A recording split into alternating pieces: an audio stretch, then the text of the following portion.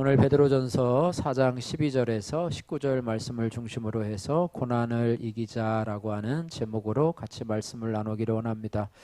여러분은 억울한 일을 당하거나 또 감당하기 힘든 일을 겪을 때에 여러분 어떻게 반응을 하십니까?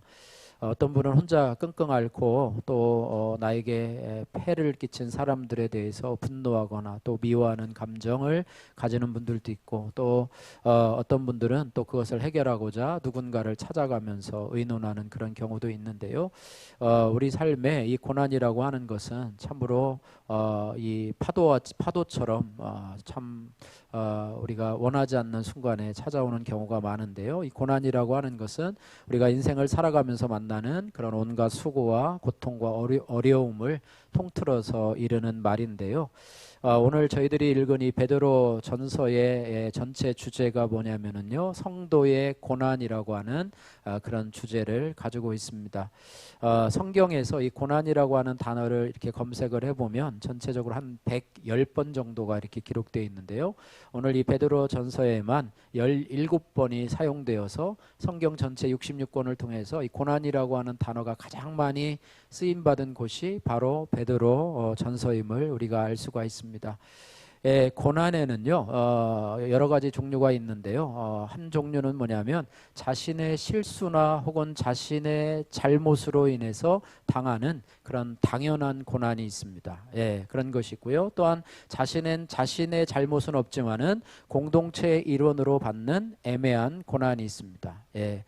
군대 가서 훈련을 받을 때 뭐 몇 번은 번호를 하지 마 그랬는데 번호를 딱 했어요. 그러면 그 사람만 딱 하는 것이 아니라 그 전체가 다 기합을 받는 경우, 내가 그 팀이기 때문에 한 사람이 잘못하면 같이 해를 받는 경우, 뭐 이런 경우를 애매한 고난이라고 이렇게 표현을 하고요. 또 하나는 고난 중에서도 유익한 고난이 있습니다. 고난은 고난인데 유익한 고난, 그것은 신앙인으로서 또 성도로서 하나님께서 연단과 훈련을 위해서 주시는 그런 유익한 고난이 있습니다. 그래서 고난에는요, 특별히 성도들에게 주시는 고난은 크게 두 가지 목적으로 생각해 볼 수 있는데요. 우리의 믿음을 더 자라게 하셔서 큰 믿음의 사람으로 우리를 성장시키려고 하시는 그런 것이 있고요.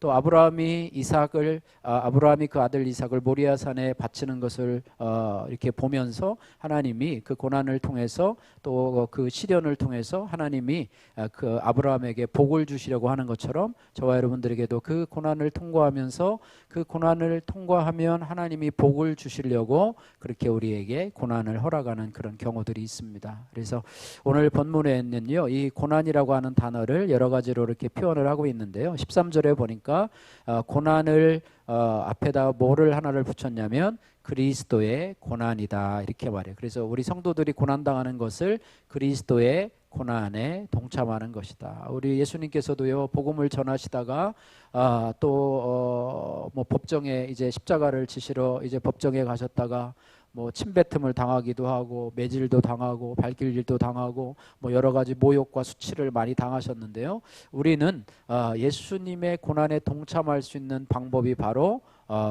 우리가 삶 속에서 고난을 당하는 것, 그것을 그리스도의 고난에 참여하는 것이다 이렇게 말하고 있고요. 16절에 보면은 고난받긴 고난받는 것인데 그리스도인으로 고난받는 것이다 이렇게 말씀하고 있습니다. 우리가 예수 믿는 사람으로 고난받는 것, 그 다음에 19절 말씀에 하나님의 뜻대로 고난받는 것 이렇게 하면서 고난에 대해서 여러 가지로 설명을 하고 있는데요. 뭐 여하튼 간에 어떠한 고난이든지 간에요, 우리는 이 고난을 이겨야 돼요. 우리가 경기를 하면요, 무조건 이겨야 되는 것처럼 우리가 이 고난을 이겨 나가야 됩니다. 할렐루야. 바라기는 여러분에게 다가오는 어떠한 고난이든지 간에 여러분 잘 이겨내시기를 주님의 이름으로 축복합니다. 여러분 고난 앞에서요, 주저하거나 혹은 뒤로 물러서거나 주저앉지 아니하고 여러분 앞으로 전진해 나가면서 하나님께서 여러분에게 주신 복을 받아 누리는 그런 은혜가 있기를 주님의 이름으로 축복합니다. 그래서 오늘 본문을 통해서요, 우리 성도가 우리에게 다가오는 이 고난을 이기려면 어떻게 해야 되는가, 오늘 세 가지를 통해서 우리가 한번 살펴보기를 원하는데요. 첫 번째는 성도가 고난을 이기려면 한번 따라해 보실까요? 즐거워하고 기뻐해야 합니다. 예, 뭐 즐거워하는 거나 기뻐하는 거나 뭐 비슷한 말이긴 하지만은요. 어쨌든 오늘 성경 말씀에 보니까 즐거워하고 기뻐하라 이렇게 말하고 있습니다. 오늘 12절에서 14절 말씀 여러분 성경 같이 읽으시면서 같이 한번 내용을 생각해 보도록 하겠습니다. 12절에서 14절 같이 함께 읽겠습니다. 사랑하는 자들아 너희를 연단하려고 오는 불시험 이상한 것 당하는 것 같이 이상히 여기지 말고 오히려 너희가 그리스도의 고난에 참여하는 것으로 즐거워하라. 이는 그의 영광을 나타나실 때에 너희로 즐거워하고 기뻐하게 하려 함이라. 아멘. 예. 여기서 불시험, 너희를 연단하려고 오는 불시험을 이상한 일 당하는 것 같이 이상히 여기지 말고, 이 불시험이라고 하는 단어는요, 불같이 고통스러운 시련이라고 하는 것을 이제 줄여서 불시험이다 이렇게 말하고 있는데요. 그리스도인이 고난 당하는 것은요, 구원받은 백성의 증거라고 하는 것입니다. 예, 우리가 그리스도 안에서 구원을 받으면 하나님께서 우리들에게 주시는 고난이 없는 아주 완벽한 꽃길만을 걷는 것은 아니라고 하는 것이죠. 그래서 우리에게 다가오는 그런 고난은 우리가 하나님의 구원받은 백성이고 하나님이 우리를 히브리서처럼 우리를 때로는 연단시키기 위해서 우리에게 주시는 것이라 이렇게 보게 되어서요. 우리가 불시험 당하는 것을 이상하게 여기지 말고, 왜 내가 지금 신앙생활 잘하고 믿음 생활 잘하고 이렇게 하는데 봉사도 잘하는데 왜 하나님이 나에게 이러한 어려움을 주시나 이렇게 하면서 이상하게 여기지 말고 그리스도의 고난에 참여하는 것으로 즐거워하라 이렇게 말하고 있습니다. 베드로전서 1장 6절 말씀에 비슷한 말씀이 있는데요. 너희가 이제 여러 가지 시험으로 말미암아 잠깐 근심하게 되지 않을 수 없으나 오히려 크게 기뻐하는도다 이렇게 말해요. 우리에게 다가오는 시험이나 고난을 통해서 근심하긴 근심하는데 어떻게 한다고요? 잠깐 근심하지만 오히려 크게 기뻐하게 되는 것이 우리의 고난이라고 하는 거예요. 여러분, 고난이 오면요, 처음 우리의 반응이 무엇이냐면 걱정하는 것입니다. 근심하는 것이 어떻게 보면 우리 사람의 인지상정이고 본능적인 반응이라고 하는 거예요. 그러나 우리는 본능적으로 근심하는 것을 뛰어넘어서 오히려 고난이 옴을 기뻐해야 됩니다. 그런데 여러분, 고난이 오면 기뻐하는 사람이 뭐 10명 중에 100명 중에 몇 명이 있겠습니까? 고난이 오는데 할렐루야, 고난이 와서 감사합니다, 뭐 성령 충만하고 은혜 충만하고 막 찬양이 넘치는 분이 없잖아요. 그죠? 막 사업에 실패를 하고 어려움이 있고 건강에 어려움이 있는데 이것을 기뻐하다고 하는 것은 본능적으로는 말이 되질 않아요. 그런데 여기에서 얘기하는 것은 뭐냐면 기뻐하고 즐거워하되 의도적으로 또 의지적으로 기뻐하고 즐거워하라고 하는 것입니다. 왜? 이것이 바로 하나님이 우리에게 주시는 고난을 이겨내는 하나님의 지혜요, 하나님의 방법이기 때문이라고 하는 것입니다. 예, 그래서 이것이 바로 인간의 본능적인 감정을 뛰어넘는 것인데, 기뻐할 수는 없지만 일부러 기뻐하려는 의지를 가지고 내가 기뻐하기로, 즐거워하기로 작정을 하는 것이죠. 그래서 고난이 올 때에는요, 우리가 두 가지 선택이 가능합니다. 근심을 할 거냐 아니면 기뻐할 거냐, 두 가지 선택 중에서 여러분들은 기쁨을 선택하시기를 주님의 이름으로 축복합니다. 할렐루야. 예.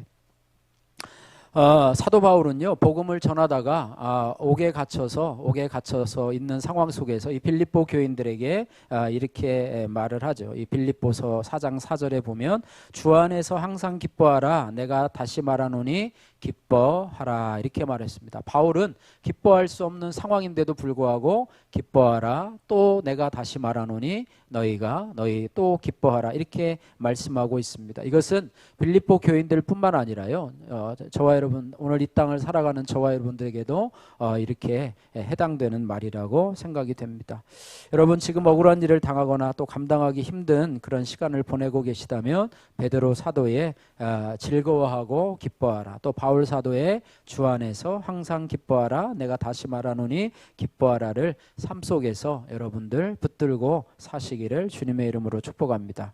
야고보 사도도요, 야고보서 1장 2절에 비슷한 말을 하는데요, 2절에서 4절 말씀 보면은요, 내 형제들아 너희가 여러 가지 시험을 당하거든 온전히 기쁘게 여기라. 또 3절에 보니까 이는 너희 믿음의 시련이 인내를 만들어내는 줄을 너희가 알미라. 4절에 인내를 온전히 이루라.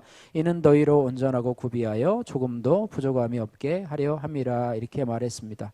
야고보는요, 성도가 시험을 당할 때, 이 시험은요 시련이라고 볼 수가 있습니다. 영어로는 트라이얼이라고 하는데요. 연어가 시련을 당할 때 인내하라, 온전히 기쁘게 여기고 믿음으로 참고 인내하라 라고 이야기를 하는데, 왜 그렇게 해야 되느냐, 왜 우리가 시련이 올 때, 시험이 올 때 우리가 인내하고 참고 기다려야 되느냐, 그 이유는 하나님이 우리를 온전한 인격으로 만들기 위함이라 이렇게 말하고 있습니다. 쉽게 얘기하면 우리의 믿음이 자라나게 하기 위함이라는 것입니다. 우리는요, 믿음이 자라나야 돼요. 그죠? 믿음이 정체되거나 믿음이 뒤로 후퇴하면 안 되고 믿음이 점차 자라나야 된다고 하는 거예요. 그래서 믿음이 자라나려면 성경 공부도 해야 되지만, 여러분 하나님이 주신 고난을 잘 통과하게 되면 여러분 믿음이 성장하게 될 줄로 믿습니다.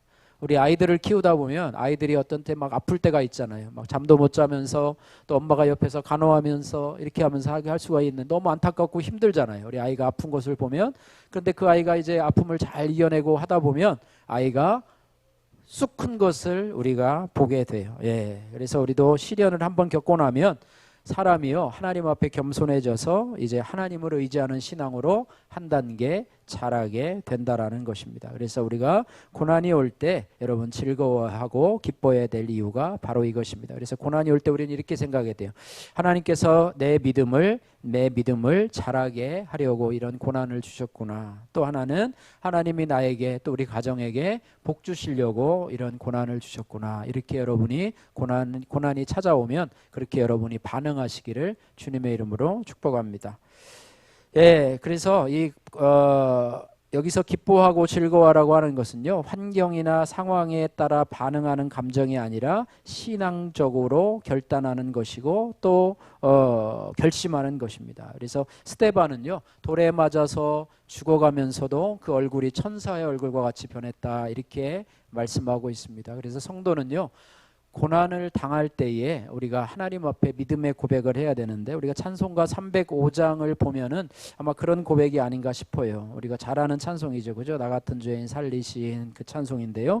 1절 앞쪽에 보니까요, 나 같은 죄인 살리신 주 은혜 놀라와. 또 2절에 보면 큰 죄악에서 건지신 주 은혜 고마워. 3절에 보면 이제껏 내가 산 것도 주님의 은혜라. 또 4절에 거기서 우리 영원히 주님의 은혜로 해처럼 밝게 살면서 주 찬양하리라. 이렇게 고백을 하고 있습니다. 은혜의 고백들이 우리가 고난을 이겨나가는 그런 원동력이 아닌가 싶습니다. 그래서 성도의 고난은요, 우리의 첫사랑을 회복시키려는 하나님의 섭리이고요, 또 주님의 고난에 동참시키려는 그런 하나님의 계획이라는 사실을 기억해야 할 것입니다. 적용의 말씀입니다. 나는 지금 어떤 고난을 당해서 무엇 때문에, 어떤 문제 때문에 내 마음에 또 우리의 삶 속에 어려움을 당하고 있습니까? 또 그 고난 가운데 나는 하나님을 즐거워하고 기뻐하고 있습니까? 아니면 낙심하고 근심하며 좌절하십니까? 첫 번째로 우리가 성도가 고난을 이기려면 여러분 즐거워하고 기뻐하시기를 주님의 이름으로 축복합니다. 두 번째로 성도가 고난을 이기려면요, 핍박받는 것을 부끄러워하지 말아야 합니다. 한번 따라해 보세요. 부끄러워하지 말자. 할렐루야. 오늘 15절 16절 우리 한 목소리로 같이 한번 읽겠습니다. 너희 중에 누구든지 살인이나 도둑질이나 악행이나 남의 일을 간섭하는 자로 고난을 받지 말려니와, 만일 그리스도인으로 고난을 받으면 부끄러워하지 말고 도리어 그 이름으로 하나님께 영광을 돌리라. 아멘. 성도에게 찾아오는 모든 고난이요, 영광이 되는 것은 아니에요. 베드로 사도는요, 오늘 15절 말씀에 살인하거나 또 도둑질하거나 악행을 하거나 남의 일을 간섭하다가는 고난을 받지 말라라고 권면을 하고 있습니다. 그러니까 내 욕심을 차리려 하다가 사기치고 거짓말하고 도적질하다가 예수 믿지 않는 남들에게 손가락질을 당하고 죗값을 받고 부끄러움을 당하고 감옥에 가는 것은 성도로서 하지 말아야 되고, 그것은 성도로서 마땅히 부끄러운 것이다, 이렇게 이렇게 말하고 있습니다. 그래서 이런 죄악으로 고난을 받으면은요, 세상 사람들 앞에서 이것은 하나님의 영광을 가리는 것이죠. 그죠? 대표 기도할 때 그런 말도 하잖아요. 우리가 하나님의 영광을 가리지 말게 하시고, 그죠? 하나님은 원래 영광스러운 분이시기 때문에 하나님의 영광이 없어지거나 그러는 건 아니지만 어쨌든 하나님의 영광을 가리는 일은 저희들이 좀 삼가해야 되지 않을까 이렇게 생각이 됩니다. 세상 사람들은요, 그런 것들을 용케도 잘 알아내요. 뉴스에 어떤 유명한 사람이 죄를 지어서 잘못된 행동이 나오면은요, 그것을 어떻게 추적해서든지 저 사람이 교회 장로래, 저 사람이 교회 집사래, 저 사람이 교회 목사래 하면서 막 그것을 퍼뜨리고 막 그렇게 하면서 막 교회를 폄하하는 그런 일들을 보게 되고요, 생채기를 내고 흠을 내는 경우를 보게 됩니다. 이로 인해서 이 교회가 애매히 고난을 받게 당하는데요, 하나님의 이름이 부끄러움을 당하게 됩니다. 성도들은 그 뉴스를 보면서 또 얼굴이 뜨뜻해짐을 경험하게 되는데요, 그럴 때 우리는 저 장로가, 저 목사가 말이야, 저 집사가 왜 저래 하면서 교회가 다 썩었어 라고 하면서 세상 사람들이 그렇게 비난하는 것처럼 그렇게 비난하지 말고요, 그것은 어디에 침뱉기예요? 자기 얼굴에 침뱉기예요. 그러면서 우리는 그것들을 바라보면서 참 한탄하고 참 한숨은 나오기는 하지만 그러면서 우리 자신을 돌아봐야 돼요. 하나님 저는 그렇게 살지 말게 해주세요. 하나님 저는 하나님 앞에서 올바로 살게 해주세요. 저는 부족하지만 하나님의 영광을 가리지 않고 그렇게 살게 해주세요. 이렇게 말을 해야 한다고 하는 것입니다. 그리고 그러므로 우리 성도들은요, 저희들은 세상에서요, 여러분 불신자들과 엉켜서 살아가지 않습니까? 그죠? 그들과 더불어서 살아가는데요. 그래서 그 모습 속에서 우리는 우리의 말과 행동을 늘 삼가해야 됩니다. 뭐 여러분끼리만 살면 상관없어요. 늘 예수 믿는 사람끼리만 살면 뭐 별 문제가 없는데요, 예수 믿지 않는 사람들은요, 내가 어느 교회 다닌다, 어느 교회 내가 권사다, 집사다, 장로라라고 하면 그 순간부터 그를 안 보는 것 같아도 그가 무슨 말을 하나, 또 그가 또 무슨 행동을 하나, 이럴 때 어떤 반응을 보이나 이렇게 하면서요, 잘 지켜봅니다. 내가 술을 한 잔 권하면 술을 한 잔 마시나, 담배 피나 그러면 담배 피나 하면서 잘 지켜보고, 그렇게 하다가 하면 뭐 잘못된 행동을 하면 그럼 그렇지 뭐 별 수 있나 이렇게 생각을 하게 되고요. 그러나 거기서 모범을 보이고 또 행동의 모범을 보이다 보면 저 사람은 좀 다른데, 그러면서 좀 다른데, 예수 믿는다고 하는데 좀 다른데 나도 좀 교회 좀 한번 다녀볼까?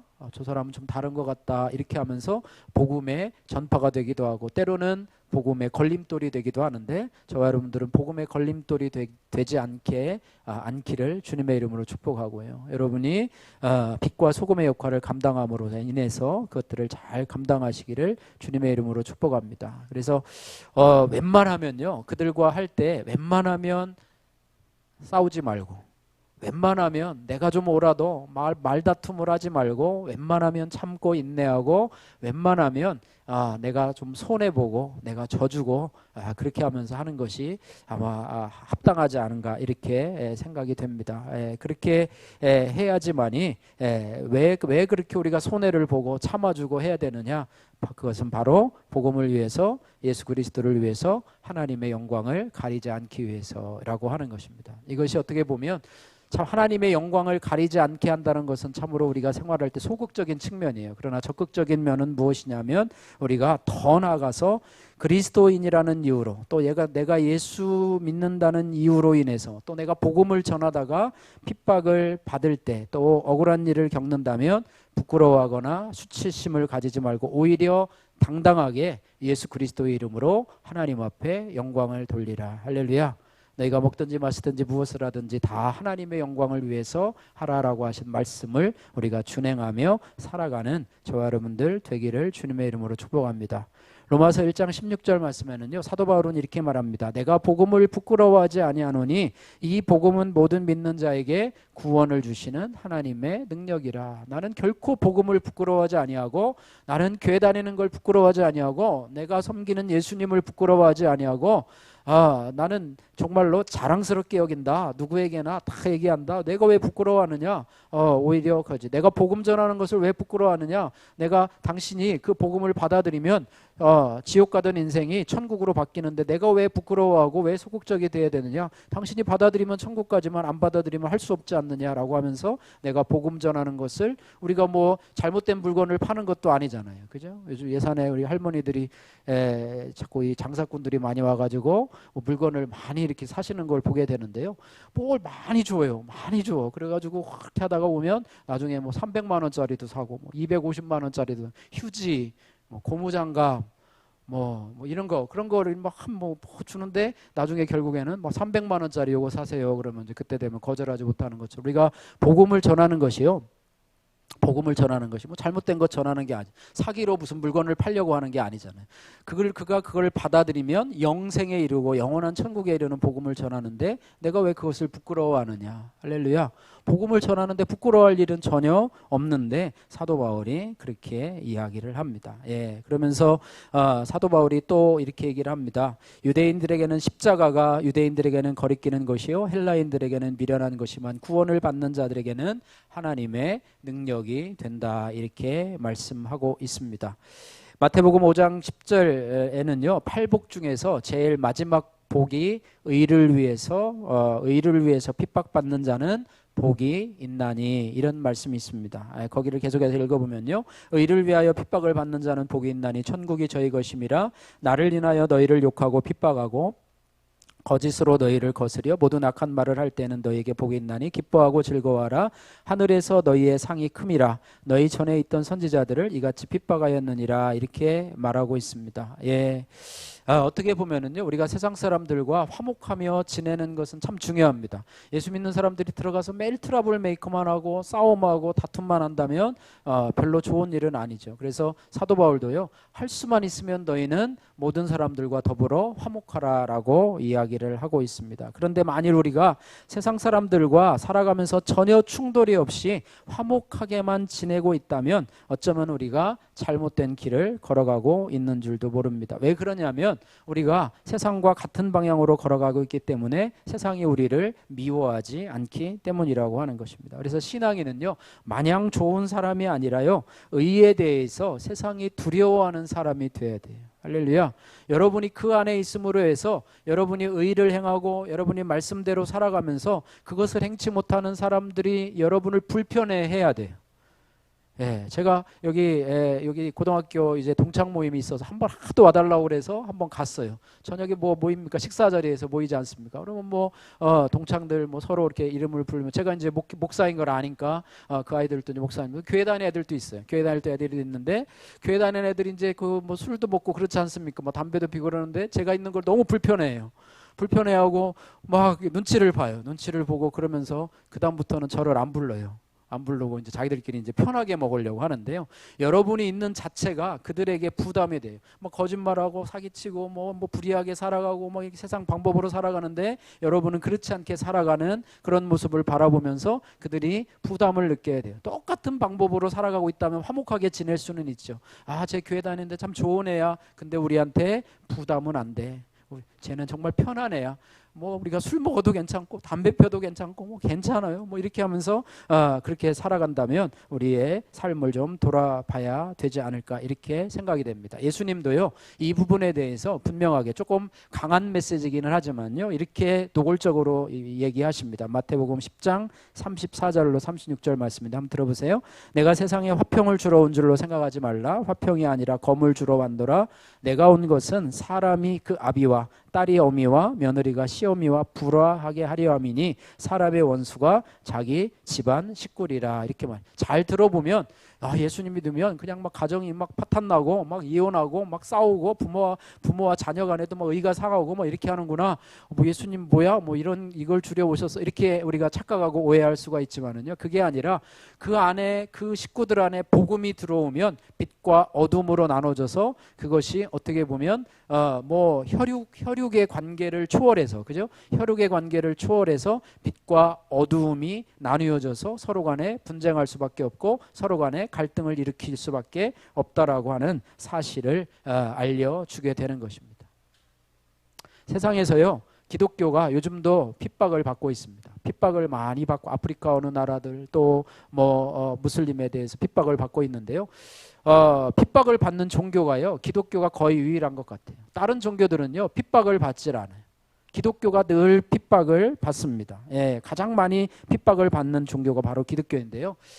예수 믿는다는 이유로 말미암아 생명의 위협을 받고 불이익을 당하는 신앙인들이 많이 있습니다. 냉전 시대에는 공산주의자들에게, 현재는 여러 지역에서 무슬림들과 힌두교인들에게 기독교인들이 박해를 당하는데요. 왜 유독 기독교인들만이 박해를 당할까 이렇게 생각을 해보니까요, 그것은 기독교가 유일한 진리고 생명이기 때문이죠. 기독교가 세상의 어떤 종교에서도 줄 수 없는 참 진리를 말하기 때문에요. 사단에게 속한 악한 영들이, 또 악한 영들의 지배를 받는 그런 사람들이요, 수단과 방법을 가리지 않고 기독교인들을 핍박하고 또 교회를 핍박하는 것입니다. 초대교회의 순교자였던 이 터툴리아는 이런 말을 했습니다. 너희들은 우리를 십자가에 매달고 고문하고 때리고 죽이지만 또 너희들이 하는 짓이 극심할수록 그렇지만 너희들이 하는 짓이 극심할수록 우리들은 더 큰 효과를 거두게 된다. 참으로 순교자의 피는 그리스도교의 씨앗이다. 이런 말을 했습니다. 다시 말하면 핍박이 심하면 심할수록 복음이 전파되는 것은 더 강하게 된다는 것입니다. 예, 복음이 더 잘 전파되게 된다는 것입니다. 예, 우리나라는 여러분 핍박을 당하는 나라 같습니까? 아니면 핍박을 당하지 않는 나라 같습니까? 여러분, 전에는 그랬어요. 코로나가 있을 때요, 군청에서 공무원들이 와가지고 저 뒤에서 삐끔 저를 쳐다봐요. 몇 명 왔나 이렇게 쳐다보고, 또 중간에 오면은 요즘 몇 명 모이냐고, 또 뭐 마스크는 잘 쓰고 있냐고 하고, 뭐 소독약도 갖다 주고 뭐 이렇게 하는데요. 어떤 때는 또 모이지 못해가지고 이 카메라로 뭐 사모하고 둘만 예배드리고 완전히 비대면으로 이렇게 예배를 드린 경우도 있었고요. 뭐 그래서 어쨌든 이게 갈등이 많았었잖아요, 그죠? 뭐 불교는 갈등이 뭐 별로 없었던 것 같은데요. 어쨌든 그런 갈등들이 많았었는데, 어쨌든 이 사단은요, 이제는 그냥 물리적인 그런 핍박을 하는 것이 아니라 더 교묘한 수단으로 우리 그리스도인들을 핍박하는 것을 보게 됩니다. 그들이 사용하는 무기는요, 우리 성도들로 하여금 미래에 대한 불안감을 주고요, 또 내가 세상 사람들에 비해서 내가 뒤처지고 내가 소외되고 고립되어 간다라는 것을 심어줌으로 인해서 우리를 핍박을 하는데요. 그래서 물질 만능주의라고 하는 가치관을 심어주어서, 어떤 가치관입니까? 많은 돈을 소유해야지만이 행복하다라고 하는 가치관을 주고 있는데요. 그래서 이 대열에서 낙오된 사람들에게는 불안감을 심어주고 무능력자라고 하는 딱지를 붙임으로 인해서 성도들을 핍박을 하는 거예요. 교회도 마찬가지입니다. 주님의 말씀을 따르는 것이 목표가 되기보다는요, 어떻게 보면 덩치를 키우고 어떻게 하면 많은 사람들을 끌어모을까 하는 데에 관심이 집중되게 하는 것이죠. 그래서 큰 교회를 이룬 사람은 능력이 있고 충실한 종이고, 그렇지 못한 목회자는 무능한 종이라고 하는 그런 인식으로 만들어 준다는 것입니다. 여러분들이 이렇게 교회를, 성도들을 이렇게 만나고 내가 어느 교회 다닌다 그러면 성도 몇 명 모이냐, 뭐 이것이 일상적인 질문. 저희 목사님들도 그래요. 교회 몇 명 모이십니까? 라고 하면 뭐 대답하기가 참 그래요. 어쨌든 상투적인 질문이 되었는데요. 목회자들에게도 이 성장에 대한 부담감이 사단이 주는, 세상이 주는 교묘한 핍박이라고 하는 것이죠. 사단은 이러한 교묘한 핍박을 통해서 성도들이 혹은 목회자들이 주의 길보다는 세상의 길을 쫓아가도록 우리를 유혹을 하고 있는 것이죠. 핍박을 주는 이유는요, 그 길을 걸어가지 못하도록 하는 거예요. 기독교인을 핍박하는 이유는 예수님을 부인하고 교회를 다니지 못하게 하고 하나님을 떠나서 사단처럼 지옥에 함께 가기를 원하는 것이죠. 우리가 하나님의 제자 아닙니까? 예수님의 제자인데, 제자로서 제자의 길을 걸어가야 되는데 핍박을 하는 이유는 뭐냐면 제자의 길을 걸어가지 못하도록, 말씀대로 살지 못하도록, 그래서 세상과 적당하게 타협하면서 살아가기를 원하는 것이 바로 사단의 그런 핍박이요, 유혹이라고 하는 것입니다. 그래서 우리가 조금만 눈 감으면요 편한데, 조금만 타협하면 쉬운데 하는 그런 유혹들이 바로 내가 사단의 교묘한 핍박에 넘어갔구나, 이렇게 생각하시면 된다고 하는 것입니다. 그러나 주님께서는 의를 위하여 핍박을 받는 자리에 나가라, 이렇게 말하고 있습니다. 예. 여러분, 예수 믿는 것이 부끄럽습니까? 여러분 사람들과 섞여 있을 때 여러분 어떤 사람은 요즘 그래요. 예수 믿는다는 걸 얘기를 안 해요. 왜 얘기를 안 하냐면 얘기하면 불편하니까. 나중에 이제 불편하니까 자기 행동에 제약을 받으니까 얘기를 안 하고 그냥 이렇게 안 다니는 것처럼 이렇게 다니는 사람들이 있는데요. 당당하게 드러나시고 또 여러분이 그들 앞에서 말과 행실과 하는 것들을 여러분 당당하게 드러내셔서 여러분이 빛과 소금의 역할을 감당하고 그 가운데서 여러분이 핍박을 당하시면 오히려 그것으로 여러분 기뻐하시고 즐거워하시기를 주님의 이름으로 축복합니다. 적용의 말씀입니다. 여러분은 지금 의롭게 살려고 할 때 당하는 어떠한 이런 교묘한 핍박을 여러분 감수하고 있습니까? 하나님의 말씀을 지키기 위해서 손해볼 것을 각오하면서 살고 있습니까? 아니면 사람들 앞에서 부끄러울까 봐 조용히 숨기면서 그렇게 살아가고 있습니까? 여러분 돌아보시기를 바라고요. 두 번째로 이 성도가 고난을 이기려면 의를 위해서 핍박받는 것을 부끄러워하지 말아야 됩니다. 할렐루야. 세 번째 마지막으로요. 이제 성도가 고난을 이기려면 내 영혼을 주님 앞에 의탁해야 됩니다. 한번 따라해 볼까요? 내 영혼을 주님께 의탁하라. 예, 오늘 17절에서 19절 말씀 우리 같이 한 목소리를 읽어보겠습니다. 하나님의 집에서 심판을 시작할 때가 되었나니 만일 우리에게 먼저 하면 하나님의 복음을 순종하지 아니하는 자들의 그 마지막은 어떠하며 또 의인이 겨우 구원을 받으면 경건하지 아니한 자와 죄인은 어디에 서리요. 그러므로 하나님의 뜻대로 고난을 받은 자들은 또한 선을 행하는 가운데 그 영혼을 미쁘신 창조주께 의탁할지어다. 아멘. 예, 하나님의 심판에 대해서 말을 하는데요. 하나님의 심판은 그분의 하나님의 집인 교회에 먼저 시작이 되고요. 복음에 순종하지 않는 자들에게도 동일하게 임한다고 하는 것입니다. 그러나 이 하나님의 심판의 목적은 서로 다르다고 하는 거예요. 구원받은 성도들에게 대한 심판은 뭐냐면 거룩한 백성으로 연단하기 위함이라고 하는 것입니다. 하나님이 그렇게 하기 위해서 우리들에게 이 땅에서 때로는 징계를 허락하시기도 하시고 징벌을 허락하기도 한다고 경고를 하기도 하시는데요. 그러나 불신자들에 대한 심판은 그들이 하나님을 믿지 않은 것에 대한 불신앙에 대한 심판, 형벌이라고 하는 것입니다. 그래서 우리 성도들은요, 하나님의 뜻대로 고난을 받을 때에 우리 자신의 연약함을 인정해야 돼요. 우리 자신의 연약함, 우리 자신의 현주소, 내 신앙의 현주소를 하나님 앞에 솔직히 인정을 해야 돼요. 나의 연약함을 인정을 하고요. 그리고 고난 가운데서 우리가 내가 믿음이 흔들려서 하나님을 내가 부인하지 않도록, 하나님을 떠나지 않도록 우리가 하나님 앞에 기도해야 되는데, 그 기도가 어떤 것이냐면 나를 지으신 하나님 앞에 내 영혼을 의탁하는 기도가 바로 그 기도라고 하는 것입니다. 하나님, 내 믿음은요 내 스스로 지킬 수가 없어요.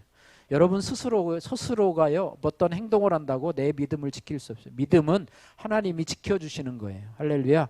믿음을 주신 분도 하나님이시지만은 그 믿음을 지켜주시고 또 믿음의 완성을 지켜주시는 분도 하나님이시기 때문에 우리가 믿음을 지키는 방법은 하나님으로부터 떠나지 않는 거예요. 예, 오늘 요한복음 15장을 우리가 교동문을 통해서 읽었는데요. 예, 포도나무 가지가 그 포도나무에서 떨어지지 않으면 우리가 열매를 맺는다고 그랬는데, 우리의 믿음도 마찬가지. 내가 뭔가를 행하는 것으로 우리의 믿음이 자라는 것은 아니에요. 물론 전혀 자라지 않는 것은 아니지만, 그러나 우리가 예수님과 함께 거할 때, 주님과 함께 있을 때 우리의 믿음이 자라는 것이기 때문에 우리가 핍박으로 고난 가운데 우리의 믿음이 흔들리고 연약할 때마다 우리가 하나님 앞에, 나를 지으신 창조주 하나님 앞에 내 영혼을 주님 앞에 의탁합니다. 내 영혼을 좀 받아주세요.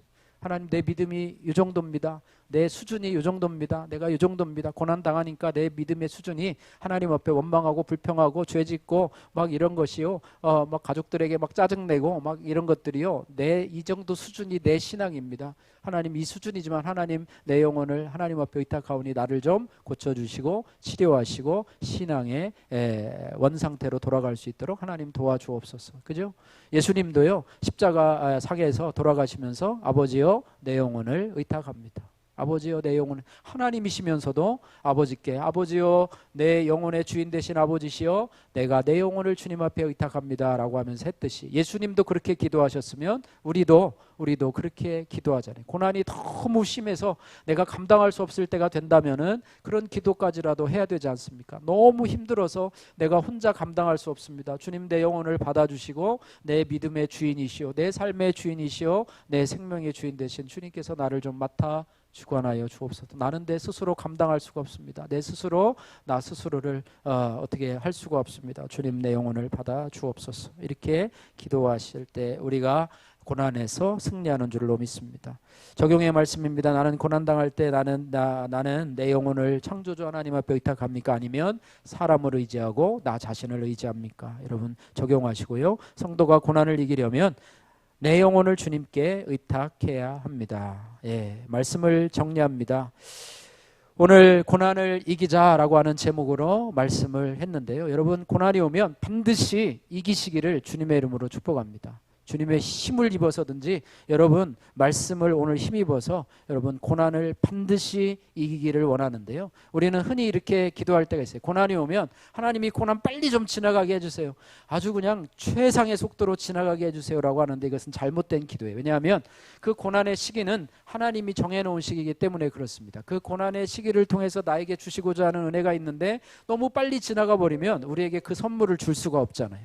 그렇기 때문에 그 기간 동안에 우리가 어떻게 잘 고난을 견디며 이겨나가느냐에 따라서 고난 후에 내가 믿음이 성장하느냐, 고난 후에 하나님이 나에게 주시는 복을 내가 받아들일 수 있느냐, 이 부분은 나에게 달려있다는 것입니다. 그래서 우리가 고난이 올 때요, 여러분 걱정하지 마시고 근심하지 마시고 여러분 오히려 기뻐하고 즐거워하시기를 주님의 이름으로 축복합니다. 또 고난이 올 때요, 내가 복음을 부끄러워하거나 내가 예수 믿는 것을 부끄러워하거나 내가 교회 다니는 걸 부끄러워하지 마시고 오히려 예수 믿는 것 때문에 핍박받는 것으로 인해서 여러분 하나님께 영광을 돌리시기를 주님의 이름으로 축복합니다. 또 내가 고난이 너무 심해질 때 나 스스로의 연약한 모습을 바라보면서 그래도 내가 내 스스로를 감당해야지가 아니라 내 영혼의 주인 되시는 하나님 앞에 내 영혼을 부탁하면서 여러분 고난을 이겨나가시기를 주님의 이름으로 축복합니다.